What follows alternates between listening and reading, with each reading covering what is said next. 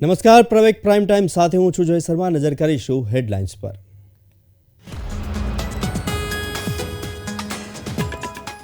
Drone એપ્લિકેશનમાં વર્ષ 2024થી કૌશલ્ય યુનિવર્સિટી શરૂ કરશે 9 નવા કોર્સ. ધોરણ 10થી પોસ્ટ ગ્રેજ્યુએશન સુધીની લાયકાત ધરાવતા નાગરિકો માટે મોટી તક. હવે હાટકેશ્વર બ્રિજ બાદ સનાથલ બ્રિજના મામલે અમદાવાદનું મનપા ભીસમાં બ્રિજ શરૂ થયેલા 10 જ મહિનામાં ગાબડા પડતા બ્રિજ કરી દેવાયો બંધ.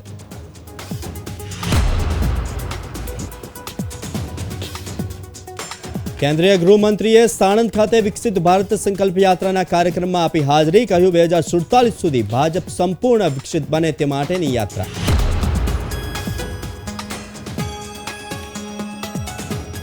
બનાસકાંઠાના ખેડૂતો આર્થિક રીતે થયા પાયમાલ. રવિ સિઝનમાં જ કાતરા જીવાતે હાહાકાર મચાવતા ખેડૂતો બેહાલ.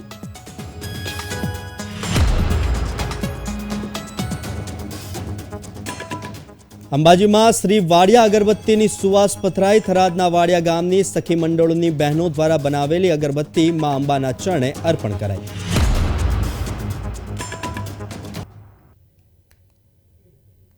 તો હવે નજર કરીએ સમાચારો પર વિસ્તારથી. તો કૌશલ્ય સાથે શિક્ષણના હેતુ સાથે રાજ્યના યુવાનોના કૌશલ્યને કેન્દ્રમાં રાખીને સ્કિલ સ્માર્ટ થકી રોજગારી આપવાના ઉદ્દેશ્યથી કૌશલ્ય ધ સ્કિલ યુનિવર્સિટીની સ્થાપના કરવામાં આવી છે.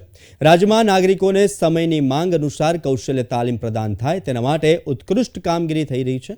તો અમદાવાદના મેમનગરમાં મહાત્મા ગાંધી શ્રમ સંસ્થાન ખાતે કાર્યરત કૌશલ્ય ધ સ્કિલ યુનિવર્સિટી દ્વારા વર્ષ 2024માં જાન્યુઆરીથી ડ્રોન એપ્લિકેશનમાં 9 અદ્યતન કોર્સ શરૂ કરવા જઈ રહ્યા છે, જેમાં 5000થી વધુ યુવાનોને તાલીમ આપવાનું આયોજન છે. તો યુનિવર્સિટી દ્વારા ડ્રોન મેન્યુફેક્ચરિંગ અને ડ્રોન પ્રોગ્રામિંગના 2 એડવાન્સ અનુસ્નાતક અભ્યાસક્રમો શરૂ કરવામાં આવ્યા છે.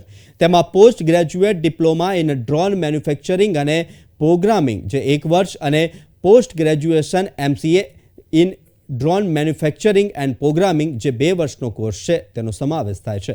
તે સિવાય સ્કૂલ ઓફ ડ્રોન દ્વારા આગામી વર્ષમાં ડ્રોન ઇકોસિસ્ટમની સમગ્ર વેલ્યુ ચેઇનને આવરી લેતા અભ્યાસક્રમો શરૂ કરવામાં આવશે.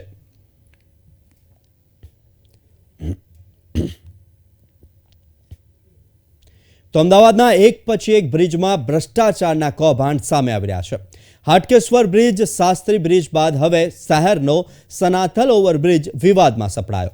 10 મહિનામાં જ નવનિર્મિત બ્રિજને બંધ કરવાની ફરજ પડી છે અને શા કારણે આવો જોઈએ અમારા વિશેષ અહેવાલમાં.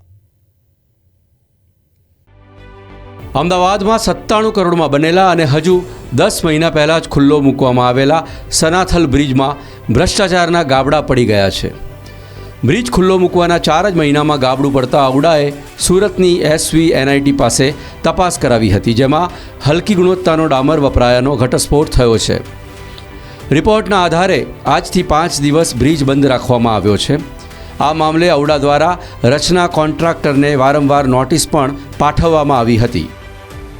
જે મોઇશ્ચર અંદર ઉતરી ગયેલું હતું એના લીધે ઉપરની ડામર સપાટીને નુકસાન થયેલ હતું અને એના બાદ આપણે SVNITને રિપોર્ટ કરવા માટે અહીંયા આમંત્રિત કરેલા હતા. SVNIT રિપોર્ટની અંદર આ જ વસ્તુ આપેલી છે કે મોઇશ્ચર કન્ટેન્ટ વધવાથી જે તે પોર્શનની અંદર ડામર સપાટીને ડેમેજ થયું હતું અને એ ડામર સપાટી બદલવાનું કાર્યવાહી અત્યારે એમના DLP પીરિયડ હેઠળ, એટલે કે જે તે એજન્સીએ જે બ્રિજ બનાવેલો છે એનો 3 વર્ષનો DLP પીરિયડ હોય છે અને એ DLP પીરિયડની અંતર્ગત એ લોકો એ 200 મીટરના પોર્શનમાં અને જ્યાં નુકસાન થયેલું છે એ ડામર સપાટીને રિપ્લેસ. જો કે આ મામલે અમદાવાદ શહેરી વિકાસ સત્તામંડળનું કહેવું છે કે બ્રિજ ઉપર કોન્ટ્રાક્ટર દ્વારા રોડના ડામરની સપાટીનું રિપેરિંગ કામ કરવાનું હોવાથી બ્રિજને બંધ રાખવામાં આવનાર છે. બ્રિજની ઉપર ડામરનું રિપેરિંગ કામ કરવાનું હોવાથી આગામી 16 ડિસેમ્બરથી 21 ડિસેમ્બર સુધી વારાફરતી બ્રિજના બંને તરફના ભાગને બંધ કરવામાં આવશે. આપણે 4 થી 5 દિવસ જે તે એક લેનમાં કામ થશે તો બીજી લેનમાં ટ્રાફિક બંધ સતત નથી કરેલો, ટ્રાફિક કન્ટિન્યુ ચાલુ રહેશે, પણ એને ડાયવર્ઝન આપવામાં આવેલું છે અને એ ડાયવર્ઝન બ્રિજ ઉપરથી જ આપવામાં આવેલું છે. એટલે બ્રિજના સ્ટ્રક્ચર રિલેટેડ કોઈ જ ઇસ્યુ નથી, ફક્ત ડામર સપાટીમાં ખાડા પડવાનો જે ઇસ્યુ હતો એને અત્યારે ડામર સપાટી રિપ્લેસ કરવાનો. હાટકેશ્વર બ્રિજની જેમ સનાથલ બ્રિજમાં પણ ગાબડા પડ્યા છે. ઓવરબ્રિજ પર પડેલા ગાબડા પૂરવા માટે મ્યુનિસિપલ કોર્પોરેશન દ્વારા કામગીરી શરૂ કરવામાં આવી છે. સનાથલ બ્રિજ ઉપરથી દરરોજના હજારો વાહનો પસાર થાય છે, ત્યારે ચોમાસા પહેલાં અને લોકાર્પણના 10 મહિના બાદ જ બ્રિજ પર મસમોટા ગાબડા પડતા અનેક સવાલો ઊભા થઈ રહ્યા છે. કિંજલ બોરીસા, પ્રવેગ ન્યૂઝ, અમદાવાદ. તો કેન્દ્રીય ગૃહ અને સહકારિતા મંત્રી અમિત શાહ શનિવારથી ગુજરાતના 2 દિવસના પ્રવાસે આવ્યા છે. 3 રાજ્યોની વિધાનસભા ચૂંટણીમાં ભાજપની ભવ્ય જીત બાદ અમિત શાહ પહેલીવાર ગુજરાત પ્રવાસે છે. તો બીજી તરફ લોકસભાની ચૂંટણી પણ નજીક આવી રહી છે, ત્યારે ગાંધીનગર લોકસભાને લઈને તેઓ રિવ્યૂ બેઠક પણ યોજવાના છે. તો આજે તેઓ વિવિધ જિલ્લામાં આયોજિત શિક્ષણલક્ષી કાર્યક્રમમાં હાજરી આપી. તો સૌપ્રથમ તેઓ અમદાવાદના સાણંદ ખાતે વિકસિત ભારત સંકલ્પ યાત્રામાં ઉપસ્થિત રહ્યા. અહીં તેમણે સભાને સંબોધન પણ કર્યું. આજે વિકસિત ભારત સંકલ્પ યાત્રા લઈને આપણે નીકળ્યા છે. એની અંદર 2 શબ્દ છે, એક વિકસિત ભારત અને બીજો સંકલ્પ યાત્રા. આ જે યાત્રા છે એ 2047માં એટલે 25 વર્ષ પછી આપણો દેશ સંપૂર્ણ વિકસિત હોય એનો સંકલ્પ કરવાની યાત્રા છે. તો વડાપ્રધાન નરેન્દ્ર મોદી 17 ડિસેમ્બરે સુરત ડાયમંડ બુર્સનું ઉદ્ઘાટન કરશે અને ઉદ્ઘાટન બાદ વડાપ્રધાન એસડીબી ભવન ખાતે એક વિશાળ સભાને સંબોધિત કરશે. તો એસડીબી બિલ્ડિંગ 67 લાખ ચોરસ ફૂટથી વધુ વિસ્તાર ધરાવતું વિશ્વનું સૌથી મોટું ઓફિસ સંકુલ છે. તે સુરત શહેર નજીક ખાજોદ ગામમાં આવેલું છે અને પૂર્વ મુખ્યમંત્રી આનંદીબેન પટેલે ફેબ્રુઆરી 2015માં એસડીબી અને ડ્રીમ સિટી પ્રોજેક્ટનો શિલાન્યાસ કર્યો હતો.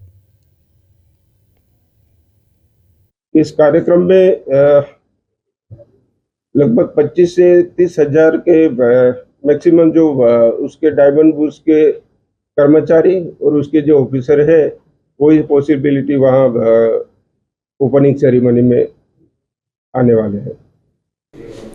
दुनिया भर के मार्केट में लैब ग्रोन की मांग है और वो मांग को सूरत शहर के व्यापारी सफलतापूर्वक पूर्ण कर रहे हैं. ये भले शुरुआत रशिया से हुई, चाइना ने व्यापार किया, लेकिन आज पूरी दुनिया का मार्केट वो भारत देश के पास है, जिसमें लाखों रत्न कलाकारों को काम मिल रहा है.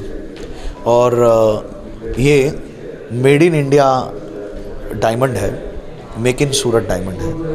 इससे देश को और देश के व्यापारियों को बहुत ही मुनाफा और बहुत ही अच्छी अपॉर्चुनिटीज़ मिल रही है. माननीय प्रधानमंत्री श्री 17 तारीख को सूरत आ रहे हैं और सूरत शहर में सूरत महानगर पालिका की तरफ से अभी बहुत ही साफ़ सफाई का मेगा जुम्बिश शुरू किया गया है. इस मेगा जुम्बिश में सिटी ब्यूटिफिकेशन को भी शामिल किया गया है. लोग भी बहुत लाखों की संख्या में इस ड्राइव में जुड़ रहे हैं. अभी माननीय प्रधानमंत्री श्री की विकसित भारत यात्रा भी पूरे सूरत शहर से निकल रही है और प्रधानमंत्री श्री की बहुत सारी स्कीम्स हैं जो लोगों तक पहुंची हैं और जिनके कारण लोगों का सर्वांगी विकास हुआ है. તો પ્રધાનમંત્રી નરેન્દ્ર મોદી 17 ડિસેમ્બરના રોજ સુરત એરપોર્ટના એક્સપ્લાનેશનનું ઉદ્ઘાટન કરવાના છે, ત્યારે સુરત એરપોર્ટ ઓથોરિટી દ્વારા તમામ તૈયારીઓ કરી દેવામાં આવી છે. અમારા વિશેષ અહેવાલમાં જોઈએ કેવું દેખાય છે નવીનીકરણ પછીનું સુરતનું નવું એરપોર્ટ.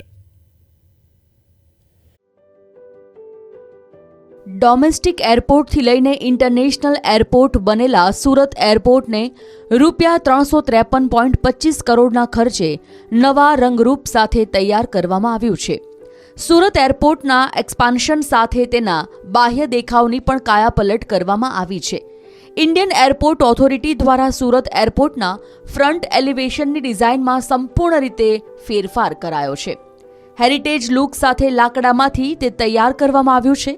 આ ઉપરાંત ટર્મિનલની અંદર સુરત શહેરની સંસ્કૃતિ અને પરંપરાનો આર્ટ વર્ક દર્શાવવામાં આવ્યો છે. सूरतना खास टेक्सटाइल वेपार डायमंड उद्योग सहितनी झांकी करावता आर्ट वर्क तैयार करवामां आव्या छे। आर्ट वर्क काफ़ी सारे गुजरात के कल्चर को दिखाने के लिए लगाया गया है। यहाँ पे जो गुजरात के कल्चर को दिखाएगा, यहाँ के मैराइन बिजनेस को, काइट फेस्टिवल को, या फिर टेक्सटाइल को, डायमंड इंडस्ट्रीज़ को, इनको दिखाने के लिए हमारे यहाँ आर्ट वर्क काफ़ी सारे लगाए गए हैं, जो उम्मीद है यात्रियों को पसंद आएंगे। एरपोर्ट टर्मिनलમાં મુસાફરોની સુવિધાઓમાં પણ વધારો કરવામાં આવ્યો છે। એરપોર્ટ પર મુસાફરો માટે ચેકિંગ કાઉન્ટર 11થી વધારીને 40 કરવામાં આવ્યા છે, જેમાંથી 20 બનીને તૈયાર છે. આ ઉપરાંત 5 એરોબ્રિજ, 13 ઇમિગ્રેશન કાઉન્ટર જેવી સુવિધાઓ પણ ઉપલબ્ધ કરવામાં આવી છે. આ સાથે એક્ઝિક્યુટિવ લોન્જ ડોમેસ્ટિક બનાવવામાં આવશે. નવા ટર્મિનલ બિલ્ડિંગમાં 460થી પણ વધુ કાર માટે પાર્કિંગ સુવિધા ઉપલબ્ધ રહેશે. टर्मिनल 4 स्टार गृहा रेटेड ऊर्जा धरावे छे. हमारे नए टर्मिनल भवन में जो एरिया बढ़ा हुआ है, जैसे पहले हम लोगों का पैसेंजर हैंडलिंग कैपेसिटी 500 थे पीक आवर में, वो अभी 3000 पैसेंजर्स को हम हैंडल कर सकते हैं. इसके अलावा कई सारे फैसिलिटीज़ हैं नए आए हैं. जैसे हमारे चेक इन काउंटर पहले जो 11 चेक इन काउंटर ही थे, अभी 40 चेक इन काउंटर होने वाले हैं. 20 तो शुरू हो गए हैं, 20 और लगाने की बात चल रही है जो 2-3 महीने में पूरे हो जाएंगे. इसके अलावा हमारे इमिग्रेशन के काउंटर्स जो पहले 4 थे अभी 14 हैं. अराइवल में 14 हैं, डिपार्चर में 12 हैं. इसके अलावा नो स्मोकिंग जोन आने वाला है. सिक्योरिटी सिस्टम भी एनहांस कर रहे हैं हम लोग. पहले हम लोग मैनुअल सिक्योरिटी चेक करते थे एक्सरे के थ्रू, वो अब हम ILBS के थ्रू करेंगे. एग्जीक्यूटिव लॉन्ज आने वाला है, नो स्मोकिंग जोन आने वाला है. पैसेंजर्स बैगेज जो कन्वेयर बेल्ट होता है पैसेंजर्स के बैगेज को टर्मिनल में लाने के लिए एयरक्राफ्ट से, वो 2 थे हमारे पास, वो अब 5 हो गए हैं. सूरत एरपोर्ट पर हालનું टर्मिनल 8474 ચોરસ મીટરનું છે. ટર્મિનલની જમણી અને ડાબી બાજુનો વિસ્તાર લગભગ 17046 ચોરસ મીટર છે. નવું ટર્મિનલ શરૂ થયા પછી ટર્મિનલ બિલ્ડિંગનો કુલ વિસ્તાર 25520 ચોરસ મીટર રહેશે. પ્રવેગ ટીવી, સુરત. તો સુરત ઇન્ટરનેશનલ એરપોર્ટના નવા ટર્મિનલનું 17 ડિસેમ્બરના રોજ ઉદ્ઘાટન વડાપ્રધાન નરેન્દ્ર મોદી કરશે. તે પૂર્વે સુરત એરપોર્ટ પર અવનવા પેઇન્ટિંગ્સ, રંગોળી તેમજ ફોટો ફ્રેમ લગાવવામાં આવ્યો છે. તો ખાસ કરીને ટર્મિનલ બિલ્ડિંગની બહાર સુરત ઇન્ટરનેશનલ એરપોર્ટની રંગોળી તૈયાર કરવામાં આવી છે. તો આ રંગોળીમાં 200 કિલોથી વધુ રંગનો ઉપયોગ કરાયો છે અને 3 દિવસની મહેનત બાદ જ आर्टिस्टे आ रंगोली तैयार करी है. मोदी जी के स्वागत के लिए हमने पूरे बिल्डिंग को ट्राई कलर से सजाया है, फ्लावर्स से डेकोरेशन करवाया है. और जैसा कि आप सब लोग जानते हैं, कल ही सूरत एयरपोर्ट को इंटरनेशनल एयरपोर्ट का दर्जा मिला है. तो हमने जो कर सकते हैं अभी हमने करवाया है. चेंजेस जो करवाने हैं वो करवाया है. रंगोली भी बनवाया है, उसमें सूरत इंटरनेशनल एयरपोर्ट को दर्शाया गया है जो 400 स्क्वायर फीट में बनाया है हमने. थ्रेड आर्ट के थ्रू भी हमने कुछ पे आर्ट वर्क करवाए हैं जो सूरत के कल्चर को दर्शाता है. और सूरत के एयरपोर्ट को इंटरनेशनल एयरपोर्ट का दर्जा मिलने के बाद उसमें जो चेंजेस हैं वो भी हमने जो कर सकते थे वो हमने किए हैं. दीवारों को भी फूलों से सजाया गया है और गणेशा के स्टैचू से भी हमने उनका स्वागत करने की तैयारी की है. एक ट्राइबल डांस का भी प्रोग्राम रखा है जो उनके एंट्री और एग्ज़िट के आसपास होगा, जो एंट्री करते हुए या एग्ज़िट करते हुए प्रधानमंत्री जी देखें और प्रधानमंत्री जी के पसंद के हिसाब से ही उसकी तैयारियां की गई हैं. તો તાજેતરમાં જ થયેલા કમોસમી વરસાદને પગલે બનાસકાંઠા જિલ્લામાં કાતરા નામની જીવાતનો ઉપદ્રવ વધી ગયો છે અને કાતરાનો ઉપદ્રવ વધતા ખેડૂતોને એરંડા, રાયડો અને જીરું જેવા પાકમાં ભયંકર નુકસાન થઈ રહ્યું છે. તો બીજી તરફ પશુઓ પણ લીલા ઘાસચારા સાથે આ જીવાતને આરોગી જતા ટપોટપ મોતને ભેટી રહ્યા છે. બનાસકાંઠા જિલ્લાના ખેડૂતો પર કુદરત જાણે રૂઠી હોય એમ એક પછી એક કુદરતી આપત્તિઓ આવી રહી છે. હવે ચાલુ સિઝનમાં થયેલા કમોસમી વરસાદથી ખેડૂતોના ખેતરમાં કાતરા નામની જીવાતનો ઉપદ્રવ વધી જતા ખેડૂતો પરેશાન થઈ ગયા છે. ખેડૂતો માટે મહત્વની માનવામાં આવતી આ રવિ સિઝનમાં કાતરા નામની જીવાતનું ગ્રહણ સામે આવ્યું છે. તાજેતરમાં જ થયેલા કમોસમી વરસાદ બાદ અચાનક જ બનાસકાંઠા જિલ્લામાં કાતરા નામની જીવાતનો ઉપદ્રવ વધી ગયો છે. આ જીવાત ખેતરોમાં પડતા ખેતરોમાં ઉભેલા એરંડા, રાયડા અને જીરાના પાકને ચટ કરી રહી છે. કાતરા નામની જીવાત ખેતીના પાકોના પર્ણો પર બેસીને આખા પાંદડાને ચટ કરી જતા ખેડૂતોના ઊભા પાકને મોટું નુકસાન થઈ રહ્યું છે. અત્યારે ખેડૂતોના ખેતરોમાં કાતરા નામની જીવાત આવવાથી ખેડૂતોને મોંઘા ભાવે બિયારણ ખરીદીને કરેલા વાવેતરમાં મોટું આર્થિક નુકસાન સહન કરવું પડી રહ્યું હોવાનું ખેડૂતો જણાવી રહ્યા છે. અમારા પાકને જીવાત કાતરા નામની પડી, એના લીધે પાક એમાં એરંડા, જે જીરું વાવેતર કરેલું છે એમાં કાતરા ફરે છે, રાજગરામાં છે, એના કારણે પાક હાવ નિષ્ફળ ગયો છે.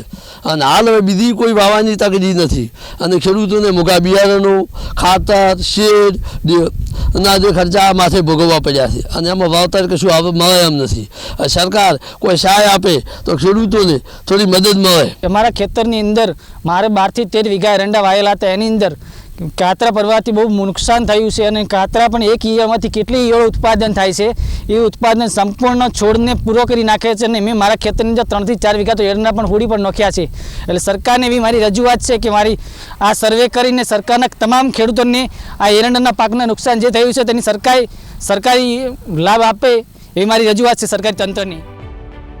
અચાનક થયેલા કમોસમી વરસાદ બાદ કાતરા નામની જીવાતનો ઉપદ્રવ વધી જતા ખેડૂતોને ન માત્ર ખેતીમાં મોટું આર્થિક નુકસાન જોવા મળી રહ્યું છે, પરંતુ સાથે સાથે પશુપાલનમાં પણ ખેડૂતોને મોટું નુકસાન સહન કરવું પડી રહ્યું છે. કમોસમી વરસાદ બાદ કાતરા નામની જીવાતનો ઉપદ્રવ વધી જતા આ જીવાત પશુઓના ઘાસચારામાં પણ જોવા મળી રહી છે અને આ જીવાત ખૂબ જ ઝેરી હોવાથી પશુપાલકોના પશુઓ પણ ઘાસચારા સાથે જીવાતને આરોગી જતા ટપોટપ મોતને ભેટી રહ્યા છે. અત્યારે કમોસમી વરસાદ થવાના કારણે લુણપુર ગામની અંદર અને સદરપુર ગામની અંદર અતિશય પશુઓ મરી ગયેલ છે અને મારે પણ ઈયળો ખેતરમાં ઈયળો પડવાથી પાકને નુકસાન થયેલ છે અને મારે પણ 2 વિવાવા થયેલી ગાયો અને 1 દોવા દેતી ગાય એમ કરીને 3 પશુઓ મારે ઘરે કમોસમી વરસાદના કારણે ઈયળ પડવાથી અને ખાઈ જવાથી મરણ પામેલ છે. તો સરકારશ્રીને નમ્ર વિનંતી કે મારે વળતર સહાય થોડી ઘણી આપવા નમ્ર વિનંતી. આથી સર્વે ગામની અંદર પાકને નુકસાન થયું છે અને ઈયળ પડવાથી એરંડા, રાયડો, રાજગરા આવા પાકો પણ નિષ્ફળ ગયેલ છે. તો સરકારશ્રીને મારી નમ્ર વિનંતી કે ખેડૂતોને અને આ મરણ પામેલા ઢોરવાળા માણસોને થોડીક સહાયની જરૂર છે, તો સહાય આપવા નમ્ર વિનંતી. બનાસકાંઠા જિલ્લાના ખેડૂતો પર આવેલી કાતરા નામની આફતથી ખેડૂતો પાયમાલ થઈ ગયા હોવાનું સ્થાનિક ઉપસરપંચ પણ જણાવી રહ્યા છે. ગામડાઓમાં તે અત્યારે ખેડૂતોના ખેતરે ફરીને પરિસ્થિતિનો તાગ મેળવી રહ્યા છે, ત્યારે તે પણ આ જીવાતથી ખેડૂતોને મોટું નુકસાન થયું હોવાનું સ્વીકાર કરી રહ્યા છે. અત્યારે અમારા ગામના ખેડૂતોને આજે ખરેખર બહુ ખરાબ દિવસો વીતી રહ્યા છે. શરૂઆતમાં પેલું માવઠું પડ્યું, માવઠાના લીધે ખેડૂતોને ભારે નુકસાન થયું અને માવઠાના કારણે કાતરા નામની જીવાત ખેડૂતોના ખેતરોમાં અત્યારે પડી છે. તમે ખેતરોમાં જુઓ છો તો બહુ મોટી સંખ્યાની અંદર કાતરા નામની જીવાત પડી છે. જે જીવાતના કારણે એરંડા, જીરું અને રાજગરાના પાકને ભારે નુકસાન થયું છે અને એરંડાના પત્તા આખા ખાઈ જાય છે. સાથે સાથે જે ઠોળ છે એરંડાના એ પણ ઠોળ પણ ખાઈ ગયા છે. એટલે ખેડૂતોને અત્યારે પડતા પર પાટું એ રીતના પરિસ્થિતિ સર્જાઈ છે. એટલે સરકારને વિનંતી કરીએ છીએ કે આની સર્વે કરવામાં આવે અને સર્વે કરીને જે પણ ખેડૂતોને નુકસાન થયું છે એ નુકસાનની ભરપાઈ કરવામાં આવે. એક પછી એક નુકસાનીની માર સહન કરી બનાસકાંઠા જિલ્લાના ખેડૂતો તીડ અને કમોસમી વરસાદ બાદ હવે કાતરા નામની જીવાત સ્વરૂપે મોટી આફત આવી પહોંચી છે. ત્યારે સરકાર દ્વારા આ ખેડૂતોના હિત અંગે વિચારીને આ જીવાતથી અસરગ્રસ્ત થયેલા વિસ્તારમાં સર્વેની કામગીરી કરાવીને સહાયની ચૂકવણી કરે તે ખૂબ જરૂરી છે. કેમેરામેન રતનસિંહ સોલંકી સાથે હરેશ ઠાકોર, પ્રવેગ ટીવી, બનાસકાંઠા. તો અંબાજીમાં શ્રી વાડિયા અગરબત્તીની સુવાસ પથરાય છે. થરાદના વાડિયા ગામની સખી મંડળની બહેનો દ્વારા બનાવેલી અગરબત્તી માં અંબાના ચરણે અર્પણ કરાઈ હતી. આત્મસન્માન સાથે આત્મનિર્ભરતા તરફ વાડિયા ગામની મહિલાઓની નવી શરૂઆત થઈ છે. થરાદના એક મહિલા તાલુકા વિકાસ અધિકારીના ભગીરથ પ્રયાસોને કારણે આજે વાડિયા ગામની મહિલાઓ ખરા અર્થમાં આત્મનિર્ભર બની છે. બનાસકાંઠા વાડિયામાં વર્ષોથી દેહ વેપાર કરતી મહિલાઓએ સંકલ્પ કર્યો. બનાસકાંઠા જિલ્લાના કલેક્ટર, મહિલા ટીડીઓ અને સામાજિક સંસ્થાનો પ્રયાસ ફળ્યો. વડિયાની મહિલાઓએ અંબાજી મંદિરમાં આવીને સંકલ્પ કર્યો, હવે દેહ વેપાર કરીશું નહીં અને અગરબત્તી બનાવીને રોજગારી મેળવીશું. સમગ્ર ગુજરાતમાં એક એવું બનાસકાંઠાનું વડિયા ગામ જે દેહ વેપારથી કલંકિત હતું અને તેનું દૂષણ ગુજરાતીઓ માટે તકલીફ આપનારું હતું. થરાદ ખાતે થોડા સમય અગાઉ જે મહિલા તાલુકા વિકાસ અધિકારી આવ્યા અને તેમણે એક સંકલ્પ કર્યો કે થરાદ વિસ્તારમાં જે વડિયા ગામ છે તે આ બધી કાયમી ધોરણે બંધ થાય તે માટે પ્રયાસ આદર્યા હતા. બનાસકાંઠા જિલ્લાના થરાદ તાલુકાનું જે વાડિયા ગામ છે, જે પોતાના ત્યાંના વ્યવસાયો વગેરે કારણે કલંકિત છે, એમાં અગાઉ પણ ખૂબ સામાજિક સંસ્થાઓ દ્વારા પ્રયાસો કરવામાં આવ્યા છે. પરંતુ અત્યારે મેં થરાદ ટીડીઓ તરીકે ચાર્જ સંભાળ્યા પછી ત્યાંના જે બહેનો હતા એમને સમજૂત કરી અને ત્યાં સખી મંડળો અમે 8 બનાવ્યા છે. અને એ સખી મંડળની બહેનોને અમે અત્યારે અગરબત્તી બનાવવાની તાલીમ અમે આરસીટીના માધ્યમથી આપીએ છીએ. અને આ આરસીટીના માધ્યમથી તાલીમ આપ્યા બાદ બહેનો જે અગરબત્તી બનાવી છે એ અમે આજરોજ બહેનોની સાથે અહીંયા આવી અને મા અંબેના ચરણે સમર્પિત કરવા આવ્યા છે. અને એ બહેનોએ આજરોજ અહીંયા મા અંબેના ચરણે સંકલ્પ લીધો છે કે પોતે પણ ખોટા માર્ગથી અલગ બદલાઈને સાચા માર્ગે વળશે અને તેઓ પોતે પણ પોતાના ગામની બહેન દીકરીઓને સારા માર્ગે વાળવા માટે પ્રયત્ન કરશે. હવે પછીની કામગીરી બહેનો કેવી રીતે કરશે? હવે પછીની કામગીરીમાં એવું છે કે બહેનોને સોમવારથી અમે કાચો માલ પૂરો પાડીશું.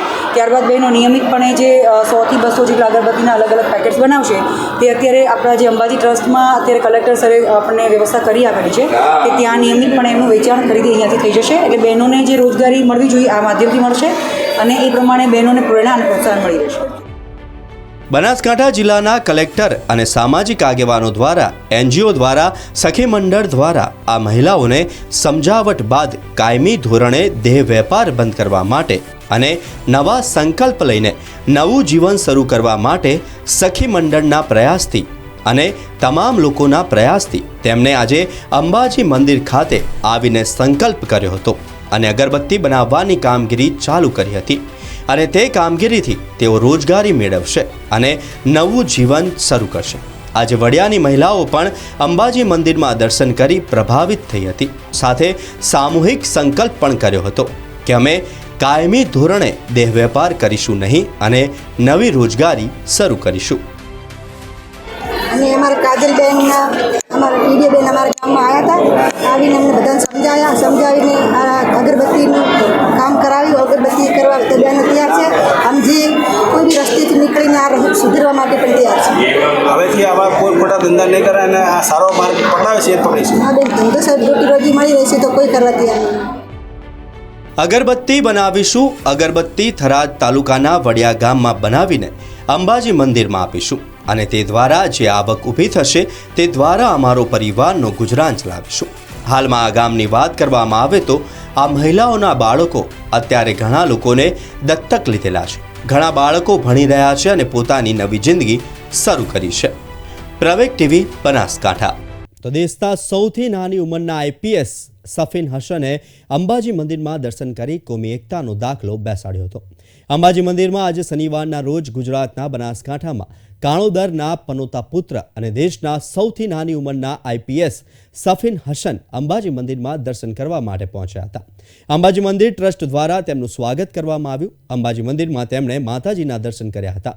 મંદિરના પૂજારી દ્વારા તેમને તિલક કરી પાવડી મૂકવામાં આવી હતી. ત્યારબાદ તેમણે માતાજીની ગાદીમાં દર્શન કર્યા હતા અને ભટ્ટજી મહારાજ પાસે રક્ષા કવચ બંધાવ્યું અને પ્રસાદ ગ્રહણ કર્યો. અંબાજી મંદિરમાં તેમણે જણાવ્યું હતું કે હું 3 વર્ષ પહેલાં જ્યારે મારું ભાવનગર ખાતે પ્રથમ પોસ્ટિંગ થયું હતું ત્યારે તે અગાઉ માતાજીના દર્શન કરવા આવ્યો હતો અને ત્યારબાદ આજે 3 વર્ષ બાદ આજે માતાજીના દર્શન કરવા માટે આવ્યો છું અને મને નવી ઉર્જા મળી છે અને દેશનો વિકાસ થાય તેવી મેં માતાજી સમક્ષ પ્રાર્થના કરી છે. ચોક્કસથી વિશ્વના જે પણ શક્તિપીઠ છે એમાંથી મા અંબાનું મા શક્તિનું હૃદય જ્યાં વિરાજમાન છે એવી ધરતી પરથી હું બિલોંગ કરું છું એ મારું ગૌરવ છે. અને જ્યારે પણ મોકો મળતો હોય છે ત્યારે અંબાજી ચોક્કસથી આવું છું. એક નવી ઉર્જા, એક નવું નવીનીકરણ જે છે અહીંયાથી હંમેશા પ્રાપ્ત થતું હોય છે.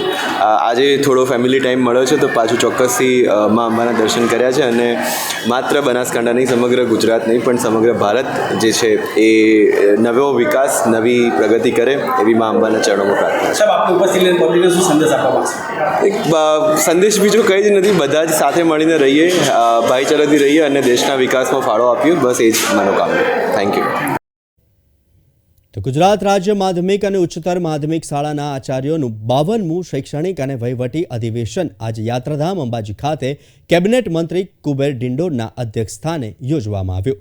કુબેર ડિંડોર અધિવેશન સ્થળે પહોંચતા તેમનું પુષ્પ સાથે ઉષ્માભર્યું સ્વાગત કરાયું, જેમાં આદિવાસીની લોક સંસ્કૃતિ મુજબ ઢોલ સાથે તેમને પ્રવેશ કરાયો હતો અને તેમની સાથે બોટાદ ભજનાનંદ આશ્રમના મહંત સ્વામી આત્મારામ સરસ્વતી પણ જોડાયા હતા. અધિવેશનને મંત્રી કુબેર ડિંડોર તેમજ મહંત સ્વામીએ દીપ પ્રગટાવી ખુલ્લું મૂક્યું હતું. અંબાજી ખાતે યોજાઈ રહેલા આ 2 દિવસીય અધિવેશનમાં ગુજરાતના શિક્ષણવિદો શિક્ષણને સર્વોચ્ચ શિખરે પહોંચાડી રાષ્ટ્રને આદર્શ નાગરિકો આપવાના આશયથી જ્ઞાન ગોષ્ઠી કરવામાં આવશે અને અંબાજી ખાતે યોજાયેલા આ અધિવેશનમાં ખાસ કરીને વિદ્યાર્થીઓને લગતા ઘણા પ્રશ્નોની રજૂઆત કરાઈ હતી, જેમાં ખાસ કરીને આચાર્યોને 300 રજાઓનું રોકડમાં રૂપાંતર કરવા અને ફાજલનું રક્ષણ આપવા અને ગ્રાન્ટેડ શાળામાં સ્માર્ટ ક્લાસ આપવાની માંગ સાથે જૂની પેન્શન યોજના લાગુ કરવા માંગ કરી હતી અને 2005 પહેલાના પેટર્ન પ્રમાણે ચૂકવણું કરવા રજૂઆત કરવામાં આવી.